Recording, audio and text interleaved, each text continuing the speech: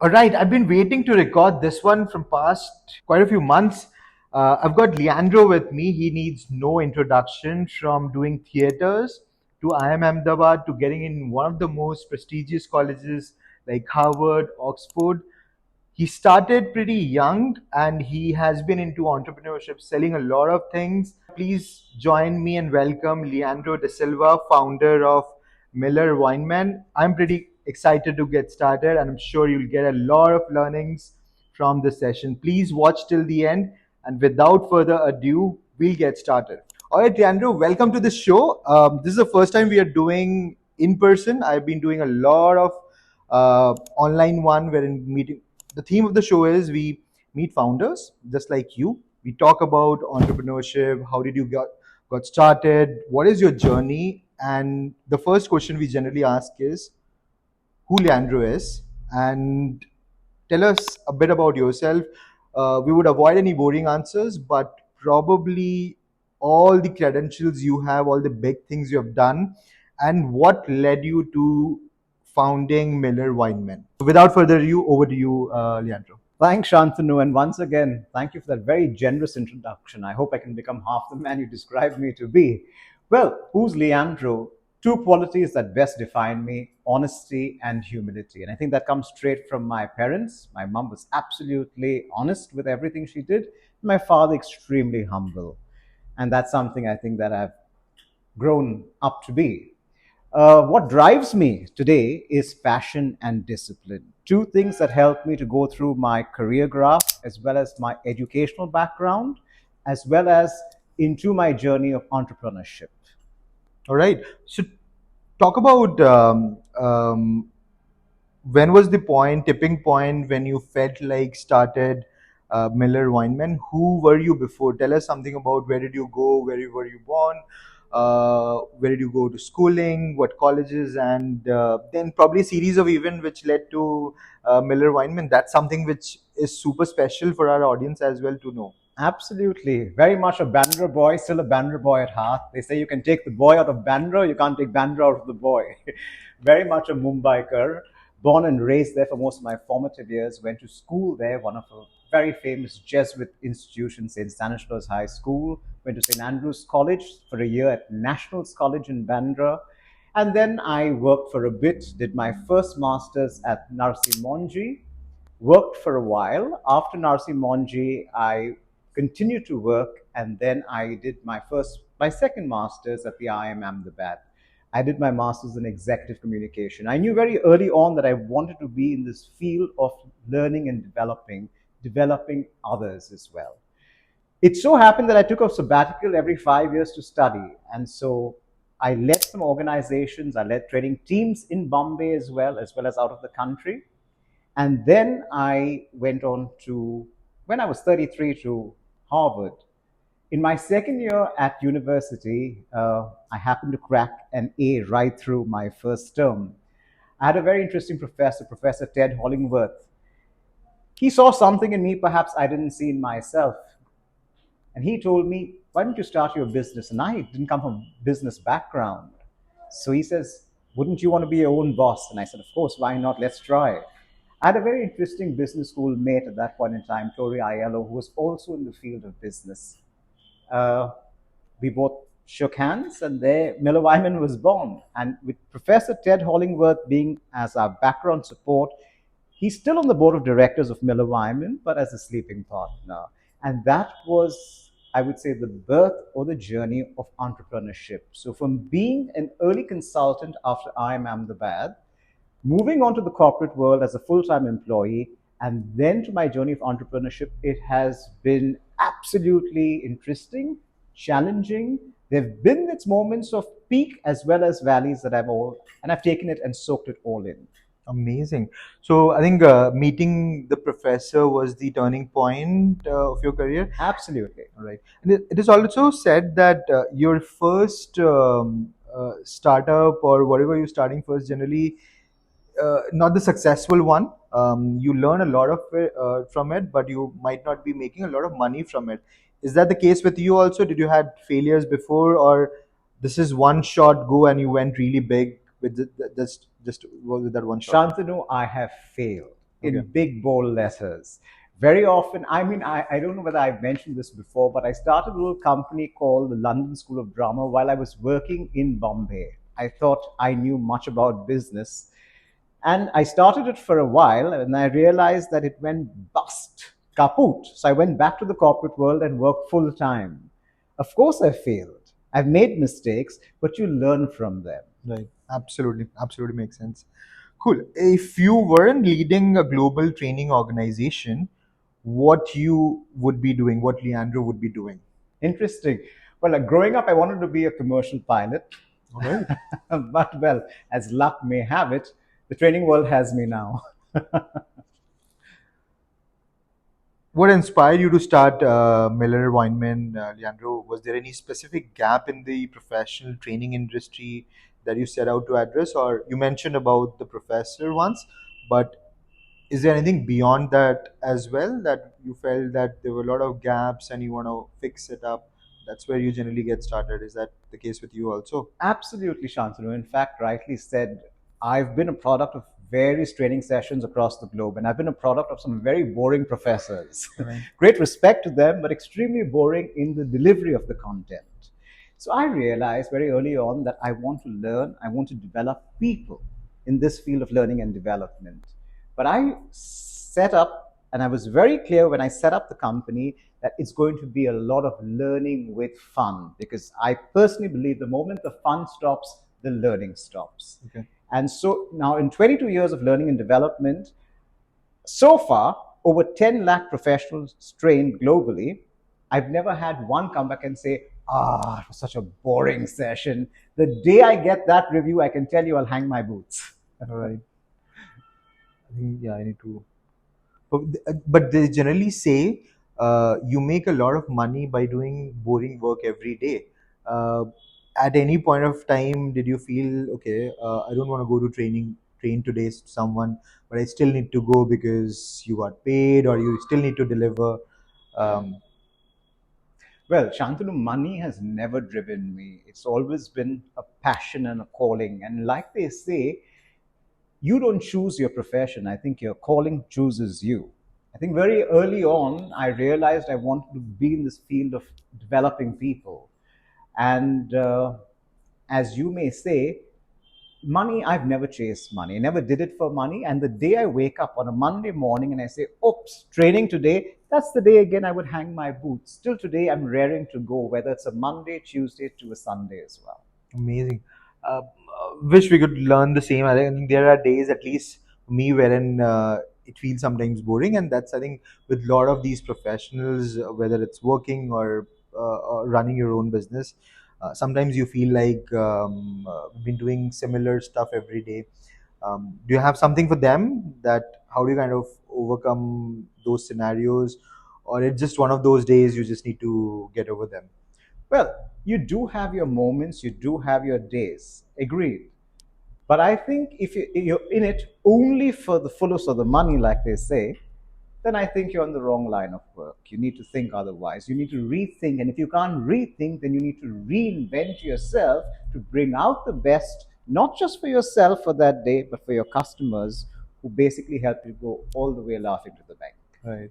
I think rethinking is bang on because uh, when you're running in your job or your business, you don't retrospect, you don't do a lot of thinking, and you are doing a lot of running, and you kind of forget that why did you start, and probably those rethinking moments needs to Right. be there very often.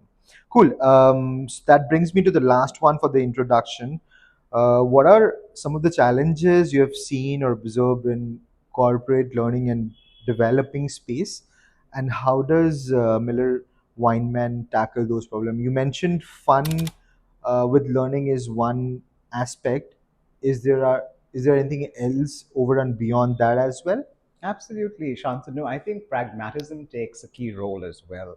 You see a lot of training programs, you see zillion trainers around the globe. If your students or the learning community can't apply with immediate effect what you've trained them in, I think you're as dead as a gong. They should be able to apply what they've learned. The training should be applicable. They should be able to live their learnings on the shop floor or operational floor on a daily basis. So from the very word go, after moving out of the training sphere, they should be able to apply it. So pragmatism is the key. Very often you will find, and to be honest, let's take it as a percentage. Even if you apply 10% of what you've learned, you're still a winner. Right. Because there's no training program that can guarantee you a 100% applicable rate. So if you can apply 10% of what you've learned, you're still a winner. It's a win-win, both the learning and the learner as well. So application of whatever, when you start applying, that's Correct. where you make the real impact.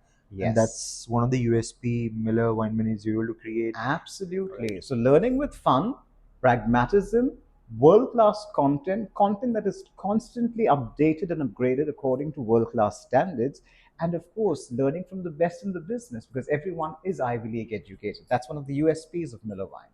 Amazing. Now that takes us to the next one in continuation to what you just explained. Tell us about Miller Wymann. What does it do? We understand training and learning and development, a little bit of everything, but what does Miller Wymann do? And what do you train? Whom do you train? How does it make impact? Right. Thank you. There are many questions in that one question, so I'll break it down for you, Shantanu. Let's be honest. Today, there are many training companies, and everyone's doing everything. So you see a lot of pancake or surface level knowledge. Means if you dig deeper, there's not enough of substance. It's all superficial. Okay. So as a board decision, in fact, last year when we met in New York, we realized that we're going to do three major verticals. The first is a PTP, a personal transformation program. We're going to do a team transformation program, and we're going to do a leadership transformation program. So Miller Wymann has three major verticals. Now let's break it down further. Under the personal transformation program, we run a program called the Management U. MU, because it's all about you. This is a very interesting program because it can be run across the board. The main objective is it will make you more confident, more uninhibited, and more expressive. This one program has multiple programs intertwined. So whether it's public speaking, it's presentation skills, it's communication skills, it's personality development, it's storytelling, it's personal branding, they're all rolled into the Management U program. That's how critical this program is. Let's come closer home. You realize in APAC or in India, we are damn smart. But where do the Europeans and the Americans score brownie points, Shantanu? They know how to tell their story to the world more confidently, more expressively, and in an uninhibited fashion, where we as Asians or Indians are a little on the back foot in this area of putting our point of view across in a succinct manner. This is where the Management U program will help you come up to speed and tell your story to the world confidently. Let's look at team transformation, whether it's the entire POTSCOB model. It's planning, organizing, directing, delegating, redirecting, conflict resolution, communicating, connecting, budgeting, resource allocation, time management. The entire POTSCOB model is put together through a very interesting program called edutainment. Do you know why edutainment? It's a mixture of entertainment and education. And here again, we live by what we preach, learning with fun. Because the moment the fun stops, the learning stops. Another important point is behavioral changes. Unless learning has not taken place unless your behavior changes. And this is what Miller Wymann guarantees every learner, that you'll see a change in one's behavior. So we do under team transformation, the edutainment program. It's a one-day experiential learning program where we take you outbound and get the best out of your teams to leverage in terms of collaboration, connect, and communication. And the last, the LTP, just one program, coaching for performance. Here we train leaders who lead teams of people how to coach them to better their performance. Very often people are confused between coaching, counseling, mentoring, consulting. Are they same? Are they synonymous? Are they different? They are different disciplines. But many leaders, in the name of coaching, tend to counsel, consult, tell rather than really coach. All right, so I think I made a note, behavioral changes. I think that kind of stuck me. What do you mean by that? And what are some of the behavioral things or changes you have seen? Shantanu, you can take the horse to the water for a drink, but the horse has to drink. Agreed? This is where we come in. People will learn not because you want them to learn as their leader, but because they want to learn. And so we go in depth first. We understand why they've come to the learning curve. Are they forced there? Sometimes people come for the menu and the venue. But we ensure that when we take them in, they may come for the menu and the venue. They may come because they're forced with the chain or they're prisoners of the human resource department. But we ensure we convert those people, engage them, educate them, involve them, empower and enable them, and send them back out as happy employees. And this is what we guarantee. What is the general trend you have seen? Statistically, you have seen that out of 100 people have taken the training, these many people or these percentage of people have gone through those changes which you wanted them to have. I know these are internal numbers, but if you are Right. comfortable sharing. Oh, absolutely. I mean, when we look, let's take your answer from this perspective. We always do a feedback session. Now, let me be honest with you. When you take a feedback review just after the session, this is called a happy feedback. It's always, wow, the training was super. But I ensure that the HR department and the learning heads go back 6 months post the program. That means 2 quarters down, and ask the people who've attended the program 6 months ago, are they seeing a difference? And I also check with their leaders, are they seeing a difference in their team members who attended the program? And 100% of the time, it's a resounding yes. So it's a win-win for both. Yeah, that's an absolutely pleasure to hear from the training prospect as well, that you're able to deliver what you are supposed to and people are getting the maximum Right. value. Cool. That brings me to the next one.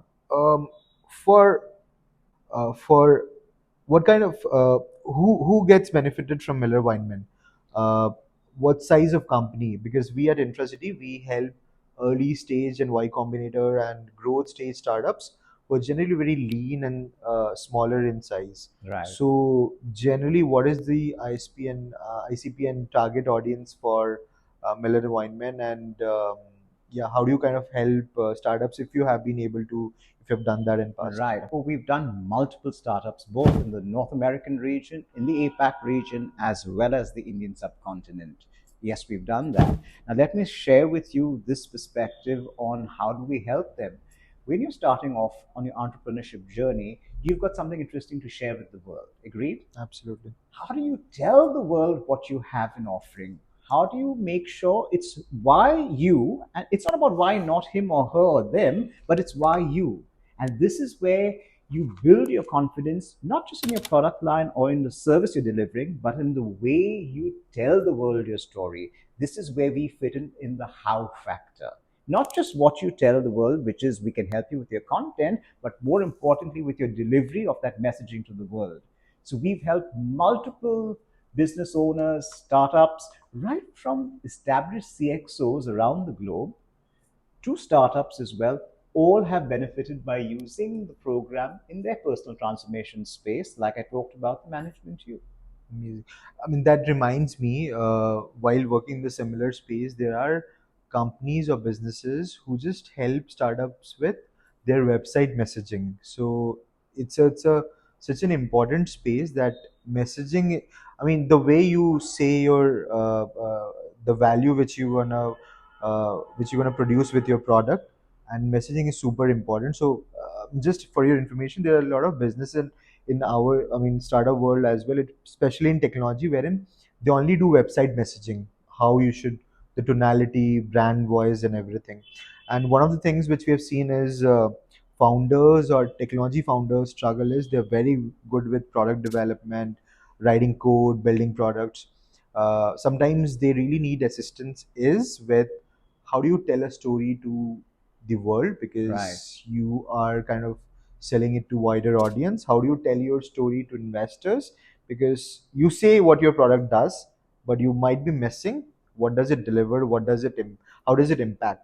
So I Correct. think, do you think that's where Miller Weinman kind of comes into the picture, helps train these early stage founders with storytelling in front of their product, in front of their developers or investors. Bang on, Shantanu. In fact, you hit the nail on the head. We do everything from not just content creation, but also in being able for the founders to tell their story to the larger world, right? So we help you. Let's go in depth here. We help you not only in what you're saying, but how to say it. So something as deep as one's pronunciation, one's syntax, one's ability to connect, and also the content that they deliver. So, but connect is of critical importance. I may have great world class content, but if I can't connect to the larger world, I'm as good as gone. Yeah, I strongly feel that there are two kind of people investors meet.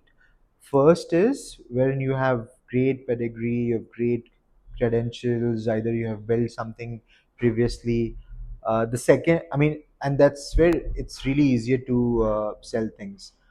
I think second one is the one who are first time founders and people who are just getting started. They need that extra edge of telling the story in the right way, especially to their investors if they're raising money. So I think that's where it is super helpful to know and sound very powerful what you're selling. Yeah. Absolutely. May I add one point here, Mhm. Shantan, to what you just said so correctly is tonal quality, right? To TQ, what we call it, is of critical importance. It's just not what you're saying, but how you're saying it to the world is what will resound and Right. kind of stay back with people, right? So tonal quality is critical. What do you think? You've spoken and worked with so many founders. What do you think the biggest mistake they do and they should avoid in just one sentence? I know this could be your secret sauce, but if you just had to do a 360-degree view, what would you say or give it to those early stage or first time founders? I think what I've seen is they're so eager, which is good. Eagerness is important, passion is critical to the curve, but sometimes think things through. Don't just rush to the market because everyone's all dressed up sometimes and nowhere to go. So think twice, think three times before you really hit the market. Of course, people are always very proud of the product and service, and why not? But think twice before you get into the market. Think about how your product or service is going to be received by the market and ensure it's top notch quality because there is no second chance in this area. Once bitten, twice shy as well, in terms of, you realize you made a few mistakes. Yes, you learn from them, but there's no compromise on quality. That's why I say think twice, think three times, take a step back before you rush forward. Bang on. Cool. I think I would like to now come back to Miller Weinman. Uh, Tell us a little more about Miller. Weinman has the distinct honor of having trained six US presidents. I would personally like to hear more about it because when I heard about this, I was like, how does it work? So Absolutely. could you help talk us through and how did it started? Like, Right. did you approach somebody else? Refer Right. how does that work? Absolutely. Because when people hear this, they try to do the math, and the math doesn't add up, right? Born in 1980, started Miller in 2014, 22 years of work experience. How the hell would you have trained six US presidents? Well, let me put this into perspective. On the board of directors of Miller Wyman is Professor Ted Hollingworth. He's well into his 80s. Professor Ted Hollingworth was my professor at Harvard Business School. He helped us found Miller Wyman, and being as a sleeping partner on the board, being one of the most sought after executive communicators, he trained six US presidents. Now, let me give you a little story behind that. He was invited to train right from Jimmy Carter, and he crossed across the boards from Democratic to Republican as well. So you had President Carter, then you had President Reagan, then you had President George Bush Sr., then you had President William Jefferson Clinton, then you had George Bush Jr., and then you finally had President Obama. Ted Hollingworth has been an executive communicator for all six of them, despite them having their own speechwriters. So this is where we claim the credit out of Ted Hollingworth's good office and being on our board of directors that we've trained six US presidents. Might I mention in 2013, when we lost a very important world leader, President Mandela, President Obama was in the White House during that time, and he was to deliver the eulogy in South Africa. So Professor Ted Hollingworth was called to the White House, and I had the great honor of joining him and helping him on that speech that President Obama delivered as a eulogy to the audience for the rest of the world. In fact, we're here at President Mandela's funeral. That's super inspiring. So I think, what is the next best you have done beyond training? Uh, I mean, these are the highest, I think, credentials you have when it comes to training. Uh, yeah, I mean, you may Right. want to continue. Well, in terms of stature, yes, Yeah. U.S. president is a U.S. president. I think that's the highest office in the world, right? But having said that, a whole lot of global CXOs as well as, so you name them, from an Indra Nui to a Sheryl Sandberg, to Nita Ambani in India, to Warren Buffett. So the entire gamut that I've worked with personally on their personal communication and their transformation and their presentation skills as well. But for me, every student is important. Whether you're in Dublin, whether you're in Doha, whether you're in Dubai or Delhi, at whatever level, you are as important to me. And this is where I think every student of mine over the years can vouch for the fact that if they are in front of me, they become my world. I mean, by the way, for the audience, I did not know any of these credentials, and that Miller Wyman has been in such space. So, super inspiring for me as somebody who just gotten started. We are fairly in a very early stage. So, super inspiring. I think discipline, resiliency plays a lot of factor in all of whatever you're doing.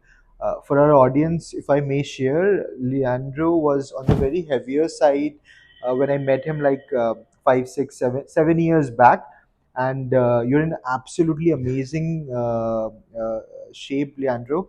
I know we are kind of derailing, but what changed? What was that thought-provoking action or whatever it is, and you got transformed from this to something as amazing you're looking right now?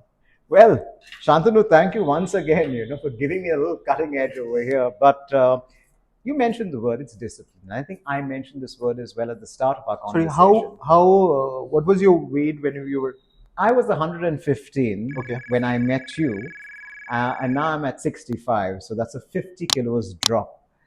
Discipline, passion for health has driven me. You see, I'm 44 today, and I realize today, even post 35, you have to look out for your health. Uh, it's nothing to do with vanity.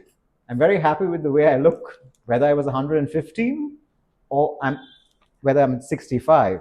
But for me, how do I feel? I feel much better. I feel lighter. I feel there's a bounce in my step. There's more energy and enthusiasm. But I realized one thing, Shantanu. When you talk about weight transformation, it is 85% what you eat. You are what you eat. And it's 15% you need some form of movement, whether it's Zumba, whether it's a jog, whether it's a swim, whether it's workout in the gym. You need some movement, whether it's yoga. I was doing yoga for a while. Um, Now I make sure wherever I'm in the world, I either jump into a pool, go for a swim, or I try and work out if I find a gym. So at 40, you realized the Yes, transformation needs to yes. happen. I think that's something incredible for for myself, for the viewers as well. That It there's is no age. never too Yeah. late.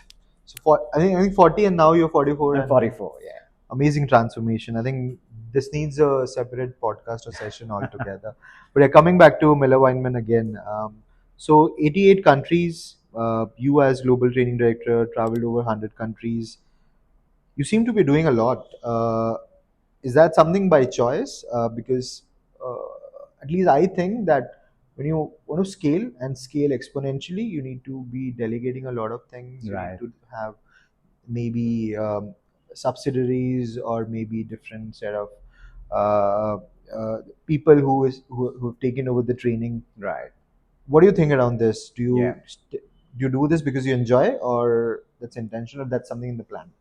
Well, let me put it into perspective. It's by design as well as default. Now, let me explain both perspectives. By design is because Tory, being an American, I being an Indian American, Sorry, Tori is your is co-founder? a co-founder Okay. with me, yeah, Tori Ayello. So Tori, being American, was able to look after the NORAM region, so American as well as Europe, and I was looking after Europe as well as Asia and the Indian subcontinent because I came from here, I understood the culture well.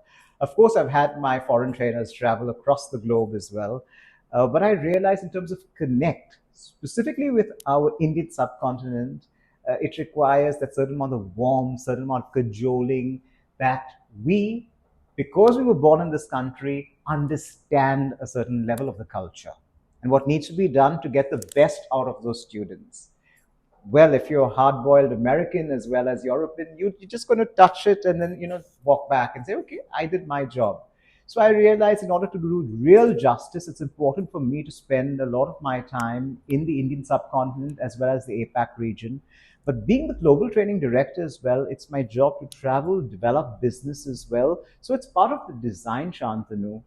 As long as I'm passionate and I can do it, because sometimes you have red eye flights, you're jet lagged sometimes. But for the luck, or as blessing may have it, I'm extremely passionate. So till now, fatigue hasn't set in as yet. But is it doable in the long term is a question mark, because in terms of scaling up the business, I can't be everywhere. Yeah. And this is one of the biggest mistakes business owners make. They tend to do everything by themselves. And the moment the business owner's out of the equation, the business either takes a back step or tends to slip slide, right? In this case, because of the USP of Miller Wyman, having those highly driven, typical A-type personalities from a Harvard, a Yale, a Stanford, a UPenn, a Dartmouth, we've been able to have the best in the business. So in terms of passion, in terms of discipline, in terms of delivery, we are masters, we've realized, our various geographic zones. I can manage it across the globe, which I've been doing in the last 11 years. But how far and how long? Like I say, as long as the passion lasts. All right. So, is that something which is the USP of Miller Wyman, that you folks are still very hands-on, very grounded in terms of delivering the training, and generally what is being seen in a typical training setup, wherein you have a curriculum which you kind of repeat for all of your customers or all of your the ones who's going to get the training. Is that something which makes Miller Weinman different from other training and development organization? Um, So, Shantanu, let's put this into a box here. One is the fact that we do custom make content as okay. well. So, if you have a specific need that your team needs work in this area of expertise, we will create fresh content for you. Okay. But of course, being communication and presentation skills experts and constantly learning ourselves, we know what really makes businesses or people tick in this area of expertise. So, we come with a ready menu and we ask you to select from that menu. Okay. Now, you may want to marry one with the other or add something new in that equation. We are always open to any learner's needs and requirements. And of course, we reserve our expert comments for the end, but we create content depending on what the client needs. So it's custom made, as well as there are fixed modules that are run across certain geographic locations, because one size doesn't fit all, Shantanu, especially with the learning curve. What may work for someone in India may not work for someone in Malaysia. And what works for someone in Malaysia may not work for someone in Mali or in Malibu. All right. On the same lines, you've worked with Fortune 500 companies, you've worked with early stage startups, you worked with a lot of these institutional persona as well. Where do you enjoy the most? Which type, which persona you kind of love delivering the training to? Yeah, is that because we work closely with startup. I have worked, in the corporate setup as well for like good 11 years. So where do you generally enjoy delivering the training? I know the different world. These two are completely different worlds, so that's why Right. hence the question. You know where I enjoy it the most? Where the learner is most open to their learning, is willing to learn, unlearn, and relearn. Doesn't matter what the size of the It company. doesn't matter the size of the company, the turnover, or the. I've worked with CXOs across the globe who can be as stubborn as a mule. I work with first-time employees who can be as good can be, and vice versa. So I never look at that as a measuring tool. But if the person is open to learn, he or she can make, or we can create magic together with them. Such a nice prospect. I think I'm going to steal this line yeah, as well. That it doesn't matter the size. I mean, what size or what revenue you are in. The learners are able to grasp or take the value Right. what you're trying to deliver. It makes you happy, and Miller Yeah. Weinman as well. Cool. So you deal training in a lot of different geography. APAC seems like you've been focusing a lot on. What is that human factor in training comes into the picture? How does that? I mean, because the way Indians take training, the way Europeans would take training, the way Asian people take training is completely different from other counterparts. Do you think that comes into the picture, and that kind of makes the training a little different in compared to the geography? Absolutely. So there will be differences, Shantanu, in the content and the delivery. Two big factors, right? When you look at any training program, it's a C and D value, content and delivery. By the way, content is 5%, delivery is 95%. Do they differ across geographies? Absolutely, they do. When I'm working in the Indian subcontinent or in an APAC region, being very close to each other, they value education. They value the guru. They listen in. And you're not very challenged in this part of the world. But the moment you're on the European market or you're in the North American market, why? How? When? Why not? And I love those challenges. I don't look at it as, oh, you're being sidelined. I look at it as it helps me to be on my feet, on my toes, to know at least 25% more than my audience in the room. So it keeps you on the go. Indians as well as Asians are happy sometimes to just soak in what's been told to them without really questioning the status quo. Okay. But I've seen that the status quo is always questioned, which I love, in the European and the American market. I mean, yeah, that guru factor is still there. I mean, Absolutely. people would be like, let the knowledge come in, and we'll kind of sink in. Correct. And It's like, oh, this is what teacher said. yeah, yeah. I think both are different worlds. So I Yeah, think yeah, absolutely. those whys and hows Yeah. always help them, and you as a trainer or the Keeps me owner. on my toes. Yeah. I think one of the hottest question, AI and Gen AI, and with all of these wave of artificial intelligence in content and delivery, has it yet affected Miller Weinman, or are you thinking into those direction as well in terms of developing content or delivering content, or you're on similar grounds? Sure. So when I look at AI, you see AI plus HI, which is artificial intelligence plus human intelligence, gives you CI, collaborative intelligence. And for me, that's critical. Why do I say that? Because even if you're feeding something in, you have to have certain amount of level of knowledge and understanding to feed in to get a certain amount of outcome. Right. So this is a mode, it's a medium. Use it well, but it's a tool. Keep that in mind that AI is a tool. It is not the be all and end all. It's not the alpha and the omega. So for me, HI still supersedes AI. If used well, will give you CI, which is collaborative intelligence. And I think people should not shy or run away from it or be afraid of it. Would it impact the training space? Well, from a content perspective today, you have to have a certain basic HI, human intelligence. Whatever you feed in, you know you're going to get an outcome there. Yes, that collaborative outcome will definitely seal the deal in terms of your time management, which gets better. And of course, resource allocation. Instead of having 7 people on that job, you can have them do something else in the meantime, right? Right. You can definitely downsize, but not in the negative way. Downsize in having fewer people do optimum utilization. I think that feeding information It's critical. is That's very why yeah, HR, you cannot discount our intelligence. yeah. I think, and you should be aware that what to feed in, how much to feed Correct. in, and when you kind of stop. Cool. All right. Cool. Super helpful.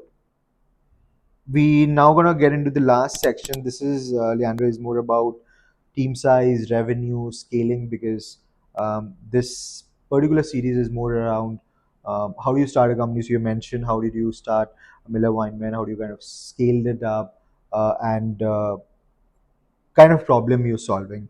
So, what is in terms of things ahead down the line, couple of years? Uh, what is the future you're seeing, and what are the changes? Because I feel the business keeps on changing Oh the way yes, it's done every at least every 10 years. yes. Things won't. That's why business die, because they don't change.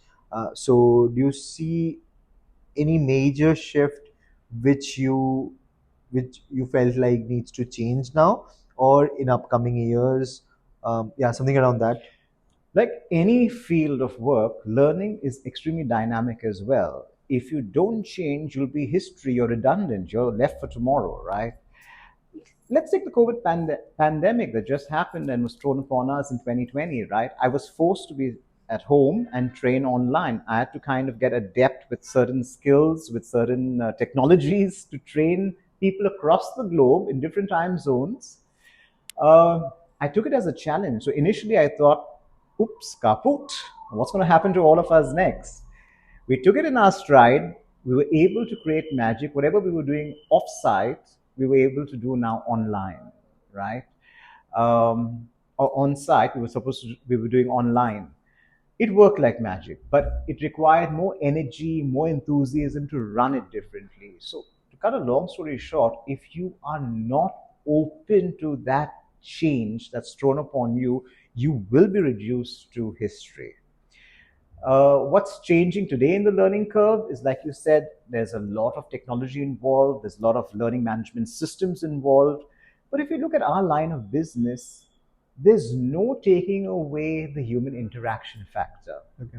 So, in fact, just today I was talking to a learning head who asked me, would you be doing this online or on site? And I said, definitely on site. And she said, will you come to us? And I said, yes, I will come to you all, despite the cost involved in the travel, right? And time and energy. Right.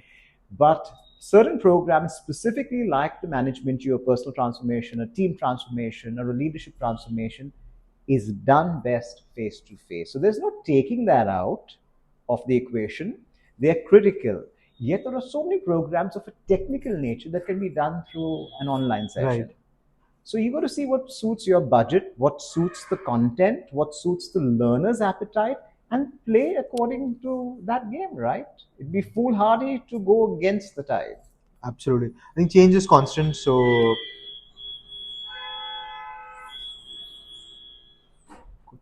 yeah, I think change is constant, and I completely feel agree that you just need to adapt with whatever the nature and geography is demanding right now. Right. Cool.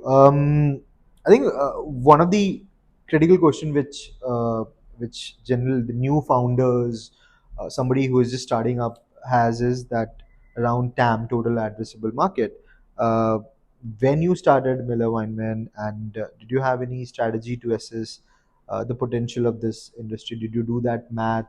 A few people wouldn't agree that TAM doesn't work because, I mean, you may say that 1.5 CR is your population, but out of that, maybe only 20 lakhs is the one who you are targeting. So your TAM kind of gets narrowed down. So, what's your take on that? Did you Sure. figure that out before starting up? Right. So very interesting. It was a very interesting point of view here is when we looked at the TAM initially, we realized we're going to touch the top of the league, so just the CX level, because Okay. we trained presidential level, so Right. political leaders across the globe, then some of your top CX level across the globe, and then we came downward into simple verticals of beginners and mid-level management and things like that. So that kept changing for us along the way. Today, how is it going to be different and how it's impacting us is I'm going to be spending more time in the APAC region and the Okay. Indian subcontinent because we realize that for a program, our product and service like the management, your personal transformation, we are very clear that the target audience will work best. It's worked across the globe and it's worked across the dynamic and across age groups and across uh, geographies. But it'll work best in which age group, Shantanu? Between 18 to 25. They need it the most. What old school would call a finishing school. You're basically running a finishing school for people who are getting market ready. Right. And like I said, in Asia and the Indian subcontinent, the technical know-how, top of the game, but selling their point of view to a larger audience is where the soft skill. Right. This is where we come in to help them to personally brand themselves, their products, their services, their personality enhancement, their communication, their presentation, their storytelling ability, all of that, their confidence building in communicating. That age group needs it the most. So we realized that from a TAM perspective, things have shifted for us a bit. We're doing the oddball CXO level now, but we see more business coming in from the age group of 18 to 25, and you have to adapt and adopt, otherwise your history.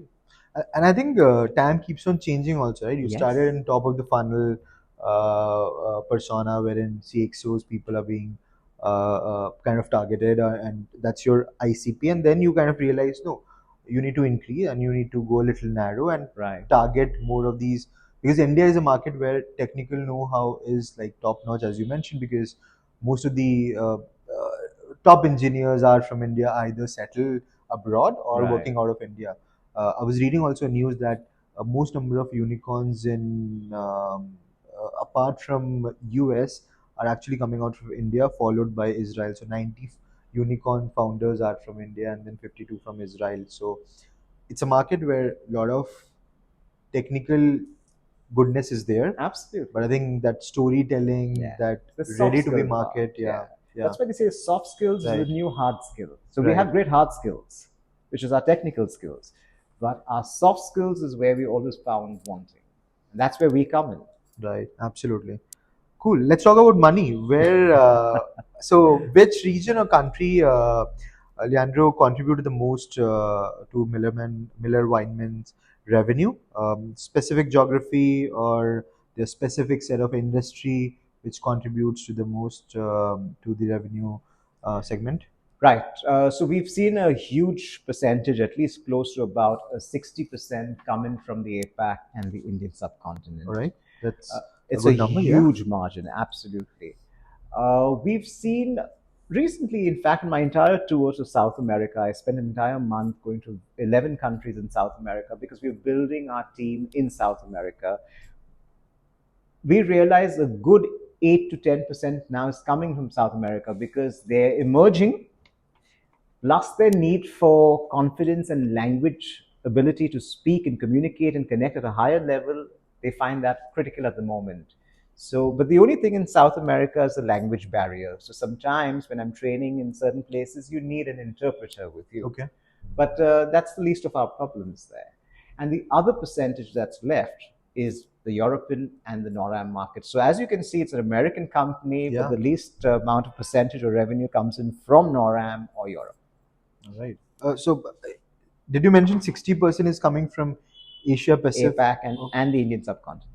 That's a very good numbers, and Huge. a strange number as well. I thought Yes. it would be vice versa, wherein most of your numbers revenues coming from European and US. No, you'd be surprised from. That's why I'm going to be spending, especially now when we talk tying up with your TAM question as well. I would be spending personally more time with the team in the Indian subcontinent as well as APAC, specifically in India, in tier 2 cities. They need us the most. All right, but can they afford Miller Weinman? Miller Wine. See, you have to understand one thing, and I'm sure you know that India is a highly price sensitive market. Yeah. So the first thing is how much, Okay. right? And I get that all the time. They don't want to know what's on the table or who we are. How much? Kitna hai? कितना देगी? So I realize we need to be very competitive with the pricing in India, and we Right. are, because we've got the bandwidth to do it. Okay. And there's business in volume, Shantanu. Right, You know that. right. So the higher the volume, the bigger the stakes over here. So I think for a lot of our viewers or founders who might be thinking that the numbers could be vice versa, it's actually not true, because India is such a huge market, and volume can just take over everything. If you try to multiply that with your ticket size and funnel, it might just become way more than what you would expect that you might be getting out of beyond Asia Pacific or subcontinents. Cool. That gets me to the next one. If someone wanted to start a company in the corporate training space, what advice would you give it to them? Maybe some of the learnings which you would not like to repeat, your 2 cents to them. Sure, absolutely. We are in the age of specialization, Shantanu. Gone are the days of generalist. I can do Okay. this. Thank you very much. What are you best at? What are you passionate about? This is what ikigai is, right? Finding what your true calling is and getting the world to buy from you, right? If they need it, you give it to them, you provide it. So it's very important to know what your true calling is and your true north, right? So I think very clearly with Miller Wymann, we're clear: a personal transformation program, a team transformation, a leadership transformation, just one program under each training vertical. Okay. So if you're starting a learning firm, my advice to anyone is become the best at what you do. Be very specific. Be very specific. Specificity is the key in the learning world. No one likes a jack of all trades, Right. master of none. They want you to be the master of all in that area of expertise, the go-to person in that area of expertise. Right. So be very specific. Be very niche. You don't Right. have to be from the day one. You don't need to cater to the masses Yes. because you tend to fall that that's where the money is. But that's where the money is not when you're starting for the first time, because the market is just too big for you to handle and structure out things. Right. And once you start very narrow, you can then go masses probably. Yeah. And I think you did the same. You started top of the funnel, and then you narrowed down, Absolutely. and then you have kind of both now. Yes. All right. I want to share one more thing. We started there, we Yeah. moved here, but remember there's a bigger base here. Right, and right, that's right. what we're going to tap in the next 10 years. Right. Okay. And then that answers my previous question, that what changes you're going to see for the next 10 years. Absolutely. Amazing. Uh, I think, yeah, but one of the most important facet of a business, that how do you market yourself? Do you take conventional approach of paid marketing, digital marketing, generally flashing a lot of ads on Insta, YouTube? How does it work for Miller Weinman? Shantanu, my biggest ambassadors till date have been my students. All right. Over 10 lakh students, multiply that, do the math. It's no rocket science. So you could imagine each one being trained by us in a certain company, wherever they are.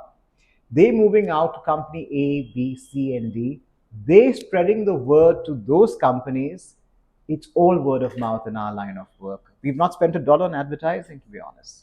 We don't feel the need because we're so good at what we do and what we bring to the table that our students and our work speaks for itself. And our students stand up and speak up for us. And these students are decision makers as well. When you say Some of them are influencers, and some of them are down the pecking order, but they kind of climb the surfaces. In fact, just the other day, I got a hello from someone in LinkedIn. I trained him years ago where he could barely introduce himself. Today, he's a vice president in BlackRock. So there you go. I have students who I trained multiple years ago who started down the pecking order, but today are at leadership roles in various companies across the globe. And then they speak for us. it's just like investing in equity or stocks, that you kind of bet on them and they become big. Absolutely. They kind of talk about you. And right? it's inadvertently or very often you'll find it's the black horse that always wins, the dark one. All right, that brings me to the last question, but I think you've already answered it. My last question was, what is the source of your sales?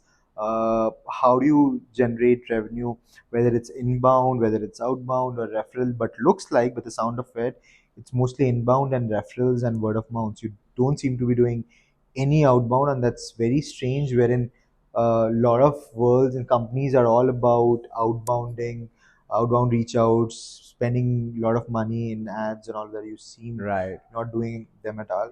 Yeah. Not at all. But there's one outreach that we have for ourselves as a goal that we've taken on is to do a little more public programs. Because earlier we would go to corporates and we would get involved with corporates and stay on for years together, training batch after batch after batch.